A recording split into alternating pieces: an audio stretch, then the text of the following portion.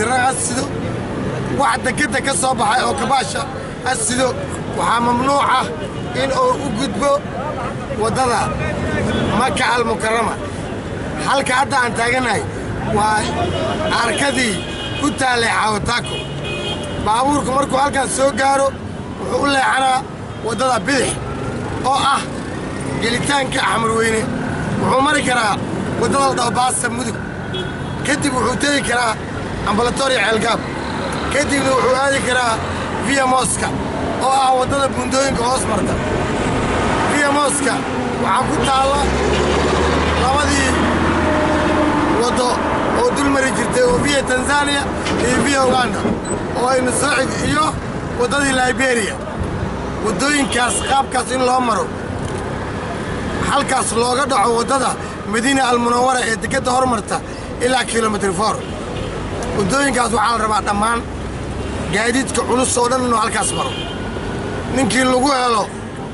سجوا كتلابيا habeen madow galab subax casir oo ciidamada qalabka sida ay qabtaan ciidamadu ma kala laha nooc ciidanka nabadgelyada qaban kara ciidanka dawladda hoose qaban kara ciidanka booliska Soomaaliya qaban kara dhammaan ciidamada deegaanka ka shaqeeya oo dhan qaban kara ninkii lagu soo qabto wuxuu mutaysanaa ganaax ay dhagu la xanuunaan Soomaalidu waxa la yiri usha kama baqdee jaabkay ka baqdaa hal mar labaad ku wargelinayna dadka gaadiidka culus wata in aysan marin wadada Jamaal iyo Makka Mukarrama in ay ka leexdaan xawataako una leexdaan wadada baas mudug iskoola macallin jaamac su'aal taliya maadaama aad gawaaridan ku amartay in wadadan ka leexdaan maxay tahay sababta ka dambeysay gaadiidkan wadadan looga leexday sababta ka dambeysay waxa baabuurku dhagaxu sidaa asoo xoolo u socdo ayuu fariin qaban karaa dhagaxya ka daadan kara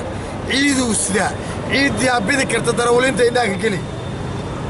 sababta ugu dambaysa waxay noqonaysaa ama ugu culus amni baabuurtaan waa asal naqaana dhagaxa iyo ciida iyo jaayga iyo shimitada waxa dhici karta in si dadban cadow ku adeegsado ma doonayno baabuurtaas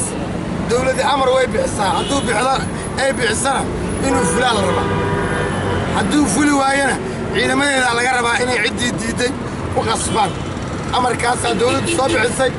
annaga iyo ciidamada saaxiibadaya oo noocyada kala duwan ayay u taalaa arrintaas baabuurkii ay soo qabato nisa ama uu soo qabto dawladda hoose ama uu soo qabto booliisku ee la keena taraafiko wuxuu mutaysanayaa ganaax intaan ka fara badan taliya wadooyinka kale waxaa degan dowladda federaalka Soomaaliya waa wadooyin u baahan in maamulkooda cusub soo kama habbooneen qorshe kale in gaadiidka loo sameeyo meel ugu habboonaan lahayd ma jirin maba jirtaba haddeer goordhow waxaan ka fikiraynaa meeshii aan bajaajka marin lahayn wadada Makka al-Mukarrama ee ka bilaabata SYL ma loo ogola gaadiid weyn oo xamuul